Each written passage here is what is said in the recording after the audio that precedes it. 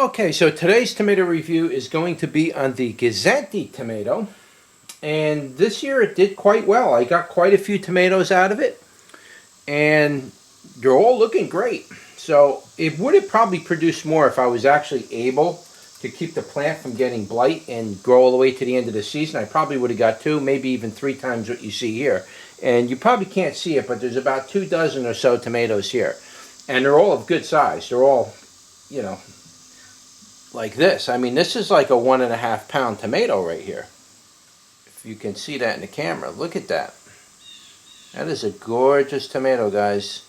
This is a very heavy producing tomato, but it is susceptible to blight, just like any other tomato. Here's a few others. I'll give you a look at them. Very nice design on them.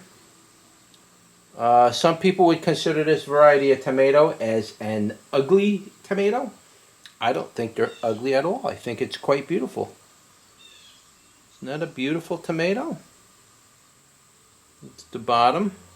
Give you an idea what the bottom looks like. Isn't that beautiful? Absolutely gorgeous tomato. I'm going to show you one more. Here's sometimes they come like a odd shaped pear type. Like that. They get this weird shape on them. Sometimes they're pear. A lot of times they're accordion like this one. It's just really long, as you can see, and kind of gets beefsteakish with tons of ribs on them. Here's another one. Beautiful tomatoes.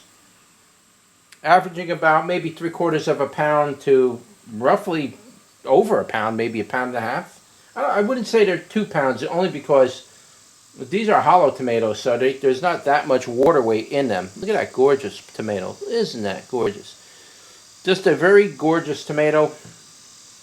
And here's a look at the inside. Now again, you can see that this is hollow. This is not a regular type of tomato. Some people will consider these stuffing tomatoes. So you can basically stuff them and then grill them. And you can do that. The problem is once you start grilling these type of tomatoes, once you put them on a grill, they will get soft and they'll lose their body. So if you're going to use these type of tomatoes for stuffing, what you need to do is you core the top. I think I've done a video on how to do this. You gotta core the top out of here. All right. You cut the top out, pull the top out like you would with a pumpkin. Take the innards out of it. Pre-cook all the food you're gonna cook on there. Okay. Pre-cook all that food. Get it all ready. Then you stuff it while it's still hot and cooked. And then you put it on a grill for like 5 minutes or something like that. Maybe not even that long. It depends on how hot your grill is. And you just put it on there just enough to soften this up a little bit. You don't want it to lose its shape and get mushy and drop on you. And that is perfect. That's the best way to use these. It's better than a stuffed pepper, to be honest with you. But yeah, you can do it that way, and it's very easy to do. Here's another one. I'm not sure if I showed you those. Just a whole bunch of fantastic tomatoes. Some of the smaller ones just look like this. They didn't really fully finish growing because I had to take the plant down, you know. Just awesome, beautiful shapes on it. So let's do a bricks and see what the bricks is. Now I'm pretty sure the bricks is going to be kind of low on this because it is a hollow tomato, and hollow tomatoes are generally kind of on the dry side. So we'll see. All right, so where are you? Right there. So we got it in the bricks. Let's see what she says. Okay, it's telling me 5 on the bricks. Now, most of my tomatoes have been telling me 5 on these size tomatoes, which tells me I should have added the lime too. I probably could have got that up to 6 or 7, but it is what it is, guys. I wanted to see how my soil was going to do. So let's cut this and take a bite out of this thing. Let's see what that tastes like. It's very nice. It's very smooth. It has a very smooth effect to it. Not a lot of seeds. So when you eat the seeds with the tomato, you usually get the tanginess with it. Because there's no seeds, it's all really in the center of the tomato. You're not getting that tangy part. But it's not real sweet, but it's smooth. It has a little bit of tanginess. I would probably say maybe like 25, maybe 24 on the tangy part. Sweetness is probably around 20, 21, somewhere in there. And the tomato aftertaste is very, very nice. This is a perfect sauce tomato, I'll be honest with you, because for you to get the seeds out of this tomato, stop moving around. For you to get the seeds out of this tomato is very easy. All you got to do is cut it in half and take out that center part you see right there, which is the core. That's what you want to take out if you're going to stuff your tomatoes. I'll do one for you. I'll show you what it's like. And you take out that center part, right? And you're good to go. You just take this thing, put it in a blender, and grind it up, and then you got instant tomato sauce. Let me take another bite out of this, and then we'll open one of them up for you.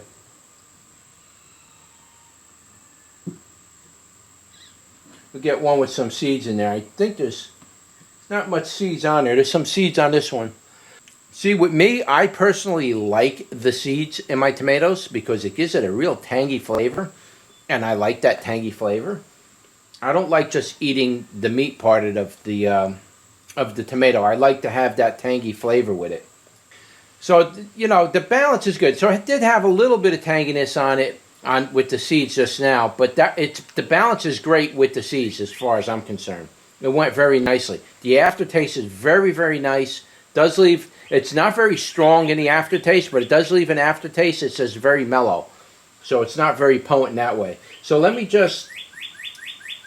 cut one of these open. We'll do the big boy for you. How's that? We'll cut this one. We'll show you how you turn this tomato into a stuffing tomato.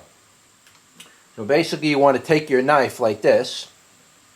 Try to do this on camera with one hand. You don't want to use a knife like this, by the way. This is all I have available. But you just basically want to come in, you know, cut it around. I might cut it square, you know. You want to cut that top out of it.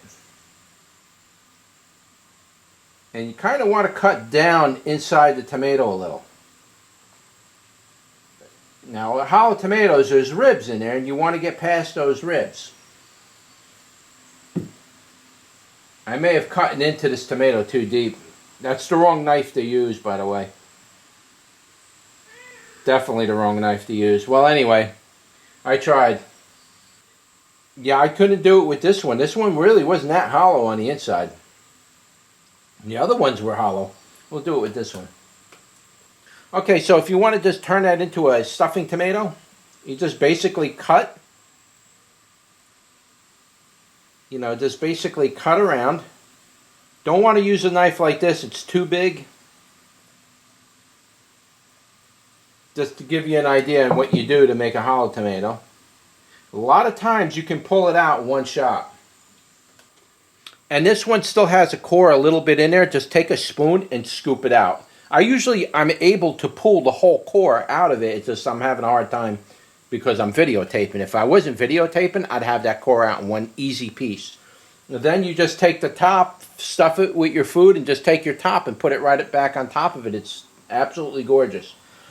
So anyway, that's really about it. I definitely highly recommend this tomato. I do have seeds available on my website for this tomato.